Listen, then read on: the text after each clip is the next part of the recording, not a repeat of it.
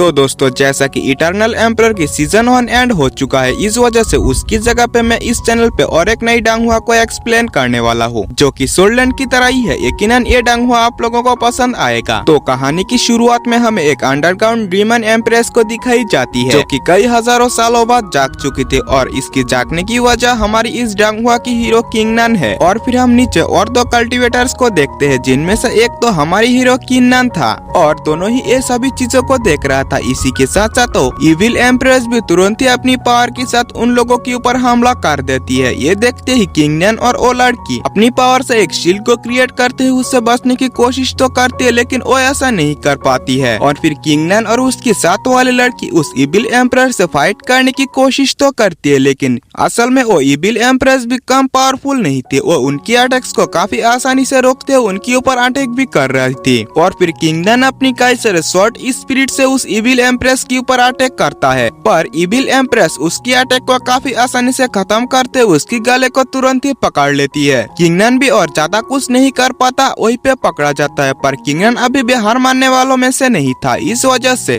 वो अपनी एक काफी पावरफुल थंडर फॉर्मेशन अटैक का यूज करता है जिस वजह से वहीं पे कई सारे पावरफुल थंडर स्ट्राइक होने लगता है। इस अटैक से वो इविल एम्प्रेस भी बचने की कोशिश तो करती है लेकिन वो भी इसमें इंजर्ड हो जाती है। और फिर हम किंगनान को देखते हैं जो कि काफी ज्यादा इंजर्ड हो गया था। उसकी साथ वाली लड़की उसे हील करने में लगी हुई थी। और फिर हम उस इविल एम्प्रेस को देखते हैं जिसके ऊपर किंगनान की अटैक से ज्यादा कुछ तो फर्क नहीं पड़ी थी और वो सही सलामत उसके सामने खड़ी थी। इसी के साथ साथ वो तुरंत ही किंगनान को पकड़ लेती है। ये देखते हुए भी उसकी साथ वाली लड़की भी कुछ भी नहीं कर पाती और वो इविल एम्प्रेस इससे पहले कि किंगनान के साथ कुछ कर पाती उसके पीछे एक वार गॉड स्पिरिट को अपीयर होते हुए देखते हैं जो कि और किसी का नहीं किंगनान का ही था। असल में ये घटना कुछ साल पहले किंगनान के साथ हुआ था और फिर प्रेजेंट में हमें किन फैमिली के अंदर दिखाया जाता है जहाँ पे कियास फैमिली के अंदर एक सेरेमनी होने वाला था जिसमें यंगर जनरेशन की मार्शल स्पिरिट को एक्टिवेट किया जाता है। वहाँ पे कई सारे किन फैमिली के मेंबर्स के साथ साथ किन फैमिली की कई सारे यंग मास्टर भी आया हुआ था जिनमें हम किंगनान को भी देखते हैं। और फिर किंगनान की एक ब्रदर किंग चांगवांग को सबसे पहले मार्शल स्पिरिट को एक्टिवेट करने के लिए बुलाया जाता है। वो भी अपने मार्शल स्पिरिट को एक्टिवेट करने के लिए तुरंत ही आ जाता है और इस प्रोसेस को भी स्टार्ट कर देता है।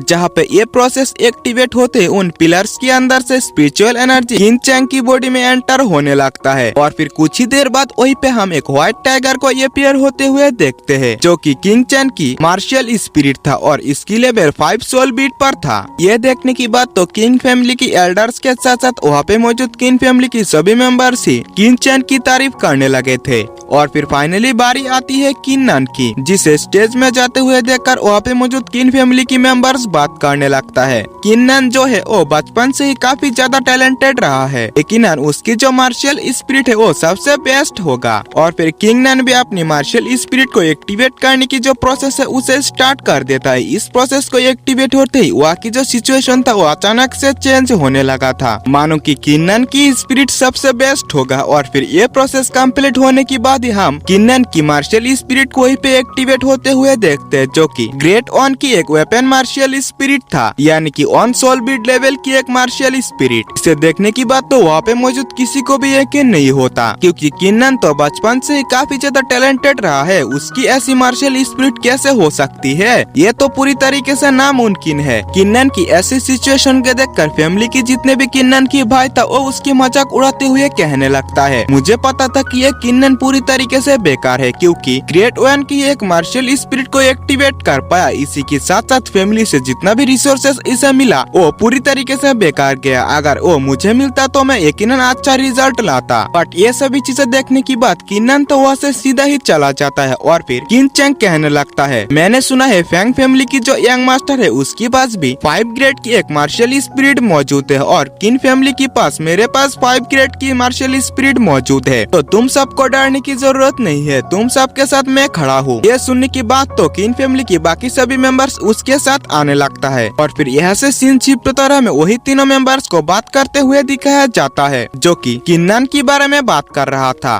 कि वो बचपन से ही काफी ज्यादा टैलेंटेड रहा है, लेकिन अब क्या हुआ, उसके टैलेंट तो पूरी तरीके से बेकार चला गया। वो शायद से और ज्यादा आगे बढ़ भी ना पाए और वो लोग फैंग फैमिली के बारे में भी बात करने लगता है कि फैंग फैमिली हमेशा ही सभी चीजों में बेस्ट रहा है और इसी के साथ साथ वो सभी चीजों के अंदर ही डोमिनेटेड है। उन लोगों की फैंग फैमिली के बारे में ऐसा बातों में ही फैंग फैमिली की एक मेंबर फैंग जिंग वहीं पे आ जाता है और कहने लगता है तुम लोगों की हिम्मत कैसे हुई फैंग फैमिली को अपनी जुबान पे लाने की। अगर तुम लोगों ने फैंग फैमिली के बारे में एक लफ्ज और बोला तो तुम लोग समझ ही सकते हो तुम लोगों के साथ क्या होगा। उसे यहाँ पे ऐसे गुस्से में आते हुए देखकर वहाँ की शॉप ओनर वहाँ पे आते हुए कहता है फैंग जिंग तुम्हारी ऐसा करने की हिम्मत कैसे हुई, क्योंकि ये किन फैमिली की टेरिटरी है। इसके साथ साथ तुम ऐसे जल्द से जल्द चले जाओ। ये सुनकर तो फैंग जिंग को काफी ज्यादा गुस्सा आ गया था और इसी के साथ साथ तो उस शॉप ओनर के गले पे एक डैगर को रखते हुए कहता है तुम्हारी हिम्मत कैसे हुई मुझे धमकाने की, तुम्हें शायद से पता नहीं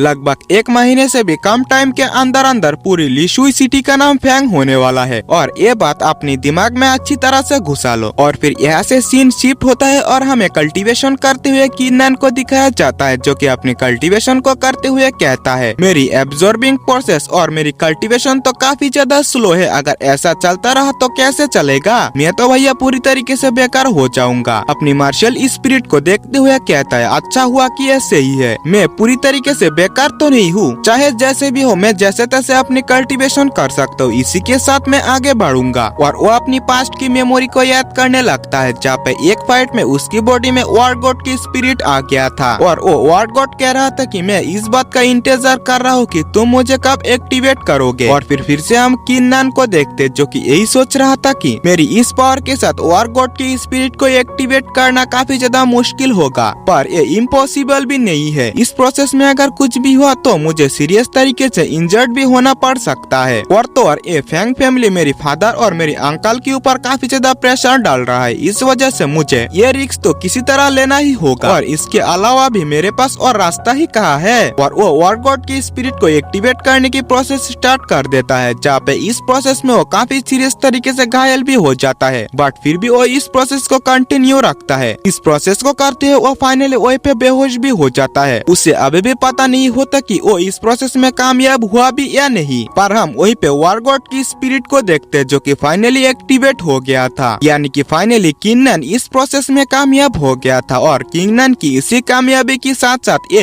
एपिसोड यहीं पे एंड होता है। तो दोस्तों आप लोगों से मेरी एक रिक्वेस्ट है, चैनल का क्या हो जाए कोई गारंटी नहीं है, इस वजह से मेरी एक और चैनल मौजूद है जहाँ पे मैं रेगुलर वीडियो अपलोड किया करूंगा, इस वजह से उस चैनल को जाकर जरूर से सब्सक्राइब कर लेना। चैनल का लिंक नीचे यानी कि डिस्क्रिप्शन में मौजूद है। तो मेरी बस यही एक रिक्वेस्ट है।